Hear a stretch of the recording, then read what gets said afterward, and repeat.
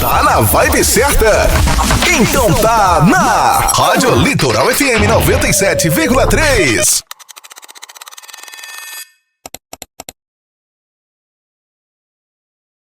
Olha, hoje vamos falar sobre saúde sexual masculina. Estamos recebendo aqui o Dr.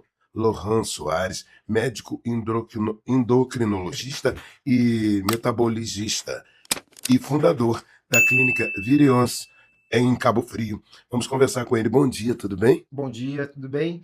Bom, primeiramente eu quero agradecer a oportunidade de estar aqui, estar falando desse projeto, né? E dar um bom dia maravilhoso para todos os ouvintes da Rádio Litoral.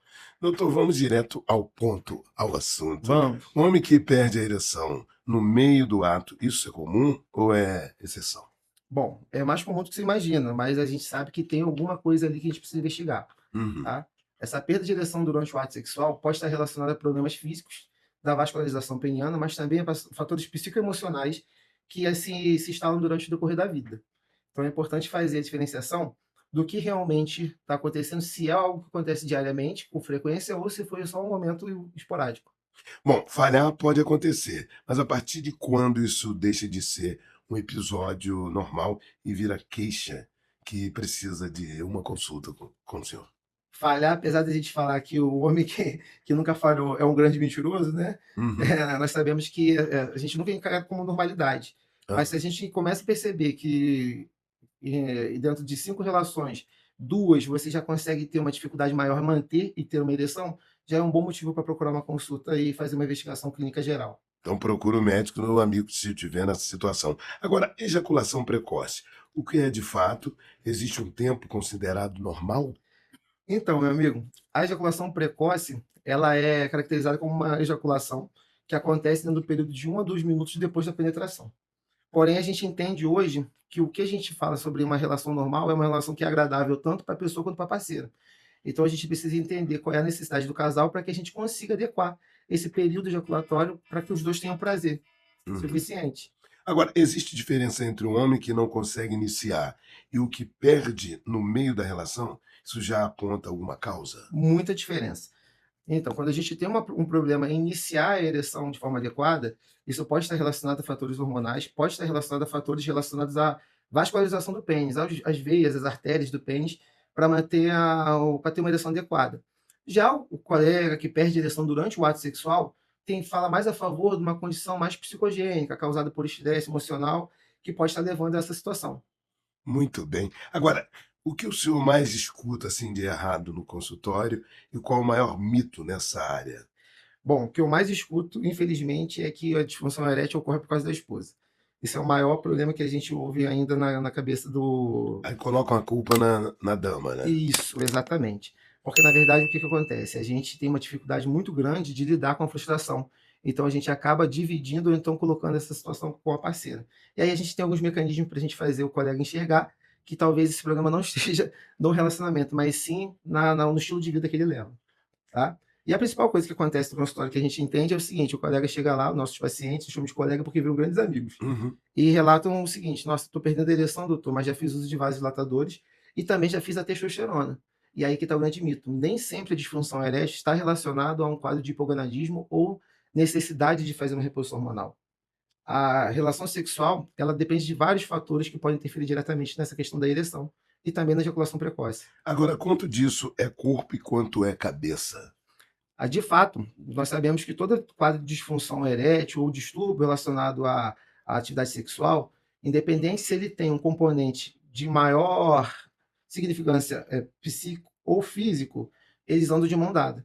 Por exemplo, um paciente que tem uma disfunção erétil causada por uma baixa perfusão do órgão genital, do pênis, ele, com o tempo, vai desenvolvendo uma ansiedade e um medo da falha, o que vai levar a um quadro de ansiedade, e essa ansiedade, em geral, faz com que ele perca mais o fator mais a ereção, né? E aí, às vezes, tem uma ereção não satisfatória, mas ainda capaz de penetrar, e aí ele fica tão ansioso com medo da falha que ele acaba tendo a perda total da ereção. Então, esses dois fatores eles sempre andam juntos, lado a lado. E a gente conversava aqui fora do ar sobre a questão do homem, né? As complicações, né? O homem é mais difícil de lidar do que as damas, né? As mulheres. Sim, muito mais. Na cultura feminina, ela já enxerga o médico ginecologista como médico das mulheres, eles precisam fazer aquela rotina de exames e realmente se preparar para a vida sexual e acompanhar ela durante todo o período e pós-vida sexual também. O homem, a gente não tem essa cultura. A gente tem um colega que é urologista, que aí os homens geralmente eles olham para o urologista e falam o seguinte: caramba, o exame de próstata é o dedo. Isso, Tem isso. isso gera um preconceito. Mas outras especialidades, como a endocrinologia, também, a gente consegue fazer esse acompanhamento, essa abordagem do cuidado do homem de forma geral, integral. Até mesmo porque a disfunção erétil, principalmente, ela não é uma condição que se estabelece devido a um problema somente no pênis. Pode aparecer apenas como um sintoma de uma doença que está se instalando já de maneira sistêmica no organismo. Agora, tem doenças que podem provocar tudo isso que a gente está falando aqui hoje, não? Sim, sim. Toda vez que eu venho falar de saúde sexual, o pessoal não entende por que, que pô, o endócrino está falando sobre disfunção erétil. Uhum. É porque dentro das condições metabólicas e endocrinológicas, é um dos primeiros sintomas que a gente consegue captar do paciente masculino. Disfunção erétil pode ser causada tanto pela questão do diabetes, pela alteração dos nervos e dos vasos sanguíneos. A gente fala que é disfunção neurovascular do órgão sexual, mas também a gente também pode ter problemas relacionados com hipotireoidismo, hipertireoidismo, que vai modificar e modular de forma negativa toda essa parte do hormônio masculino, da testosterona, e fazer esse desequilíbrio. Até mesmo condições um pouco mais graves, que a gente fala como tumores neuroendócrinos cerebrais, podem estar relacionados com o hipogonadismo. Existe um tumor que produz uma substância chamada prolactina, que naturalmente ela inibe a produção da testosterona no organismo. Por isso a necessidade de fazer uma procura, uma investigação mais aprofundada sobre essas questões que a gente vê de forma tão rasa. A hipertensão arterial pode mexer também? Sim, claro, a hipertensão arterial principalmente. Por quê? Durante a ereção a gente precisa estar num estado de relaxamento, né? E esse estado de relaxamento é relacionado também aos vasos sanguíneos. E a hipertensão arterial tem um componente importante relacionado à resistência dos vasos. Quanto mais finos estão os vasos, mais contraídos, maior a pressão. Beleza. Mas o que isso tem a ver? Durante a relação sexual, para a gente ter uma ereção satisfatória, a gente precisa desse relaxamento, tá certo? E quando a gente chega no fator ejaculatório, a gente precisa de uma descarga de adrenalina. O paciente que tem tendência à hipertensão, ele já não tem esse relaxamento vascular adequado, e aí a gente acaba acrescentando alguns medicamentos, se não for bem escolhido, pode trazer uma dificuldade de realmente de ter aquela ereção vigorosa que tinha antes. É um dos fatores que realmente fazem com que o homem não trate a hipertensão de forma adequada. É o medo da disfunção erétil também. Por isso a gente precisa falar bastante do tema e desmistificar e entender cada pessoa como ser individual e as suas necessidades e suas prioridades. O exercício físico pode ajudar, doutor? O exercício físico é o nosso melhor amigo, meu amigo, para tudo na vida. Então, assim, geralmente lá na clínica eu chego, converso com o paciente e no final da consulta eu falo assim, cara, a única coisa que a gente não negocia aqui é com a musculação. Ah, doutor, mas é caminhar. Não, tem que fazer musculação. Porque, assim, hoje, com o desenvolvimento das tecnologias, a gente sabe que durante o exercício físico, a gente libera substâncias que se chamam exercinas, que agem tanto na saúde dos vasos sanguíneos, que é tão importante para a gente ter uma vida sexual saudável, mas também faz o controle pressórico, o controle glicêmico, que é da glicose, que é do açúcar, e isso impede que a gente tenha problemas no futuro, como a questão do diabetes, até dislipidemia, que pode entupir os vasos do pênis, assim como entope do coração. Ih, rapaz, o negócio é muito sério. Bom, o senhor falava aqui do medo, falhou, aí fica com medo, aí pode falhar outras vezes, né? Exato. Agora, quanto tempo, em média, o homem convive com isso antes de procurar o médico? E para quem ele costuma contar primeiro? A parceira, o amigo da cerveja, e E, fala na internet, vai à farmácia. então, a gente sabe que é um assunto que é muito delicado para o homem tocar, né? Então, uma coisa você pode ter certeza: no bar a gente só conta vitória. Dificilmente a gente fala sobre isso. O Uhum. que eu percebo realmente e o que a estatística mostra? Que os pacientes só vêm procurar ajuda já quando já apresenta um grau de disfunção muito mais severo. Então, ele já provavelmente já fez uso dos vasodilatadores que são ofertados na farmácia, sem receita, né, sem acompanhamento médico. Já fez uso até às vezes de hormônio para tentar resolver o problema. E aí tenta mascarar o máximo possível essa situação. Existem situações específicas que ele é trazido ao consultório pela companheira, porque ele, antes de admitir que tem um problema, ele começa a criar o distanciamento familiar. Ele já não procura mais a parceira com frequência pelo medo da falha, ele já começa a ficar mais ausente dentro de casa, ele se torna mais ausente até meio do seio familiar, porque ele está passando por aquele período de sofrimento sozinho. E aí, quando essas pessoas têm um apoio familiar, têm um apoio da parceira principalmente, eles acabam conseguindo em conjunto conversar, entender a situação e buscar ajuda. Quanto antes. Neste caso, ele leva também a parceira ao consultório? Olha, na sua grande maioria, quando é a esposa que leva ele ao Não é ele que a consultório, leva, né? Ela que exatamente, ela o também leva. participa da consulta. Até mesmo, Ademilton, porque o que acontece, né? Quando a gente fala em saúde sexual, a gente tem que levar em consideração que não existe saúde sexual se não for compartilhada. Então, Hum, né, existem esses relacionamentos que são longínquos, que têm seus 30, 40 anos, que o processo de amadurecimento e envelhecimento vem junto. E às vezes muitas situações relacionadas ao estresse na hora da relação sexual têm a ver com a vida do casal. Um exemplo que eu costumo ver bastante. É, o homem ele relata que não tem uma relação satisfatória e não consegue manter de forma adequada. E aí eu pergunto geralmente na consulta, né, qual a idade da esposa, como ele se relaciona. E essa esposa dele já é uma esposa que já está na menopausa, já é uma idosa. hum. Tem fatores religiosos que impedem ela de buscar tratamento, ou então até mesmo desconhecimento. E aí, nessa consulta também é uma possibilidade de a gente abrir, ampliar e conversar sobre essa situação. Porque o processo de amadurecimento também traz alguns prejuízos na parte ginecológica para a mulher. Ressecamento, alteração do epitélio, que deixa de ser mal prazeroso e começa a causar dor. E isso, durante o ato sexual, acaba trazendo um estresse muito grande para o casal. E assim, vamos combinar. Ninguém gosta de estar numa relação sexual que a parceira esteja desconfortável. E Uhum. isso quebra totalmente o clima e acaba trazendo a disfunção erétil. Tá bom? Agora, que risco existe na compra dessas medicações que hoje a gente vê aí sendo vendidas nas farmácias? Então, a gente tem que ter bastante cuidado. Praticamente sem nenhuma avaliação. Principalmente os jovens, né? Que eu ouvi Sim. falar que a juventude também acaba comprando. Pois é, então, hoje nós temos classes muito, na verdade, bastante seguras de medicamento. Por exemplo, a Tadalafila, comprar sem receita, é uma medicação segura para a maior parte da população, tá? O que a gente tem que ficar atento? O quadro de disfunção erétil já mostra que existe algum problema e a gente precisa identificar qual é, né? Para tratar, de fato, a causa do problema, a base do problema. Quando a gente faz uso desses medicamentos, a gente mascara o problema e, assim, pessoas que têm problemas cardiovasculares, que fazem uso de medicamentos para dilatar a artéria do coração, tem que ter um certo cuidado maior em relação à utilização desse medicamento, Uhum. né? Então, o que geralmente eu falo? Rapaz, se tem algum problema, a gente precisa identificar qual é. A gente pode até usar alguns paliativos de forma, né, esporádica, mas não é o ideal a gente se apoiar para sempre neles. Sei. A gente já falou lá atrás sobre questão da circulação, pressão arterial, açúcar no sangue, peso, Sim, sono, tudo isso tem que ser visto. tudo isso tem que ser avaliado e tem que ser tratado. É verdade que o vaso do pênis dá sinal antes do vaso do coração, doutor? Sem dúvida nenhuma. A gente fala muito em relação a infarto, né? Infarto agudo do Uhum. miocárdio, problemas cardiovasculares, até mesmo antes de chegar a isso, oclusões. As artérias do pênis são tão finas quanto a artéria do coração, né? E assim, pode parecer estranho para uma parte das pessoas, mas elas também fazem placas de gordura ali, que impede esse fluxo sanguíneo de forma adequada.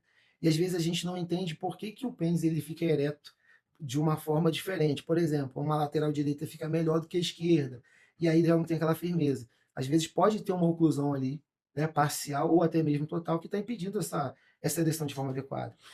Como funciona a primeira consulta e o que se investiga antes de qualquer conduta? Bom, eu costumo falar, até brincar com os pacientes, que eu falo que a consulta é como se fosse um encontro. A gente senta, começa a conversar, fala bastante sobre questões relacionadas do cotidiano, para a gente poder extrair o máximo de informação. Depois a gente vai para a avaliação laboratorial, quando a gente já tem esses exames, e depois a gente faz um exame um pouco mais, digamos assim, certeiro, que é aí que eu falo assim, é igual um encontro. Você chega, a gente conversa, depois fala de intimidade, daqui a pouco você vai tirar a roupa, no caso só Hum, você. Por hum, que eu falo isso, de tirar a roupa? Existe um exame que a gente faz específico para avaliar a vasculatura peniana, que é um teste, que é o teste de ereção, sob fármaco-indução. A gente usa o medicamento para saber se o pênis tem capacidade de ficar ereto, se tem sangue chegando ali de forma adequada. E aí, do segundo ponto, a gente faz um Doppler das artérias cavernosas do pênis para identificar se está a vascularização de forma adequada, se tem algum período ali que realmente o pênis não consegue encher de forma adequada, se o fluxo está linear, se tem algum tipo de obstrução surgindo ali naquele momento, para a gente poder falar, olha, seu problema está localizado realmente no órgão sexual, olha, seu problema não está aí, a gente precisa identificar a causa. Vamos tratar a parte psicoemocional associado junto com essa questão da disfunção erétil para a gente chegar a um resultado positivo? E é sempre assim, tá? Mas o exame é essencial para a gente poder entender o que está acontecendo de fato, né? Principalmente quando as pessoas já têm doenças de base como diabetes, hipertensão e até mesmo dislipidemia, que é aquele colesterol elevadíssimo que às vezes a gente negligencia com o passar do tempo. Qual a mensagem que o senhor pode deixar aí para os homens que estão nos ouvindo agora, Bom, a mensagem que eu tenho para deixar é o seguinte, meus amigos, independente de qual seja o grau de disfunção erétil, independente de qual seja a sua queixa relacionada à vida sexual, vamos aproveitar isso como uma oportunidade da gente buscar uma saúde de forma integral, para a gente buscar o caminho para a gente evitar uma complicação maior, né? Que seria o quê? Deixar a nossa família antes do tempo. Então, assim, basicamente o que eu falo, né? A saúde sexual eu utilizo muito como se fosse um gancho para trazer um homem que é tão difícil de ver um consultório. É muito vergonhoso o homem, ainda é, É bastante, nessas questões, muito esse vergonhoso, tema. muito vergonhoso. E é pela nossa cultura, a gente não cuida muito da saúde. Então, Uhum. quando chega um quadro de disfunção erétil, a gente tem que aproveitar aquela oportunidade para entender o que está acontecendo, pesquisar tudo. Perfil lipídico, hepatograma, tudo para a gente avaliar a saúde dele de forma integral. E muitas vezes ali naquele momento, é no momento que a gente consegue pegar situações que estão no início, que a gente consegue prevenir uma condição mais grave, como um AVC, um infarto, entendeu? Então, o recado é justamente esse. Entenda isso como sintoma. Venha buscar o tratamento adequado e o diagnóstico certo. Tá certo. Ricardo, uma pergunta, Ricardo? Você tá quietinho aí? Não. Parabenizar aí pelo trabalho de prestar atenção, né, galera? Isso aí. 5.4, a gente, né, É doutor? um garoto. Não, mas é legal, acho que tem que ser. Vou falar Aham. comigo, não tem jeito. Ah, Mas eu acho muito importante esse tipo de atendimento, porque não se conversava isso antigamente, né, doutor? Não, Ou eu tô infelizmente não. enganado, não é isso? Agora que a gente está vendo ser aprofundado esse tipo de debate, de conversa, que é importante, rapaz. Isso aí uhum. para um relacionamento, Para a vida. para a vida. Agora, a pergunta que eu faço, porque eu acredito que deve ter mais hipertenso e diabetes do que cidadão que não tenha, né? Com certeza. Então, pronto. Então, você tomando a medicação e fazendo acompanhamento, isso ajuda bastante. Quer dizer, tipo, não é porque você é diabético e hipertenso que você vai ter disfunção erétil. Olha, gente, eu costumo dizer uma coisa aqui. Eu falo assim, um O homem... cidadão que toma um remédio de pressão todo dia é a medicação que o médico dele passou para diabetes tipo 2, por exemplo. Perfeito. Agora vamos desmistificar uma coisa. Eu costumo falar para o paciente o seguinte, olha, o homem que não vai ter disfunção erétil é o homem que vai morrer antes disso. Porque é um processo natural. Então, o que a gente tem como objetivo? Né? Postergar ao máximo essa condição. Tratar ao máximo isso de forma adequada para que a gente não chegue nesse quadro com 30, 40 anos, 50 anos. E quando chegar, chegue junto lá com nossos 95 anos, que aí a gente já... É porque eu falo assim, no sentido do cidadão que está lá agora em casa, tomando o café dele, e fala, pô, eu sou diabético, hein, caramba. Começar a ficar encucado. Vamos lá, ele precisa ficar encucado pelo seguinte, né? Hoje, mal... Mesmo que ele faça mesmo que ele tome medicação. Sim, é porque a gente entende o seguinte, tomar a medicação não é tratar de forma adequada. Por que eu falo isso? Você vai ao médico, ele prescreve um medicamento, você faz uso daquele medicamento durante 5 anos e não retorna. O diabético ele tem que fazer uma consulta, no mínimo, 2 vezes ao ano, mas o ideal é que seja feito de 3 em 3 meses. A gente precisa colocar a glicemia dele dentro de um padrão de normalidade para justamente ele não trazer e não fazer essas lesões neurovasculares, entendeu? Então eu preciso relatar o seguinte, quem é hipertenso, quem é diabético, precisa de um acompanhamento direto, tá? E com uma certa regularidade relacionada à patologia de base. Agora, é claro, se fizer o uso do medicamento, fizer o tratamento, fizer atividade física, usar todos os mecanismos do nosso estilo de vida e fazer esse acompanhamento, a chance dele desenvolver uma disfunção erétil reduz bastante. Mas ele precisa dessa orientação. Ele precisa desse acompanhamento, tá? Valeu, show, né, Ricardo? Alguma dúvida, Nico? Não, nenhuma. Nenhuma dúvida. Alguma dúvida, Daniel? Daniel, dúvida nenhuma. Doutor, muito obrigado. Mas antes, onde fica a clínica e como o ouvinte pode, né, entrar em contato e tudo mais? E chegar até o local. Bom, a clínica fica no centro de Cabo Frio, na rua Raul Veiga, né, no prédio Central 1. E assim, o contato hoje pode ser feito hoje através do Instagram da clínica Virius, e também através do WhatsApp, tá? Que fica disponibilizado para eles através do telefone. É só entrar em contato. Foi um prazer, viu? Falar contigo aqui no Bom Dia Litoral. Eu conversei aqui com o doutor Lohan Soares, médico endocrinologista e metabologista, fundador da clínica Virius, em Cabo Frio. Bom dia para ti. Obrigado, meu amigo. Tá Bom dia bom? a todos vocês também. Esses nomes assim, tem que falar devagar, senão Sim. bate na trave. Valeu, muito obrigado.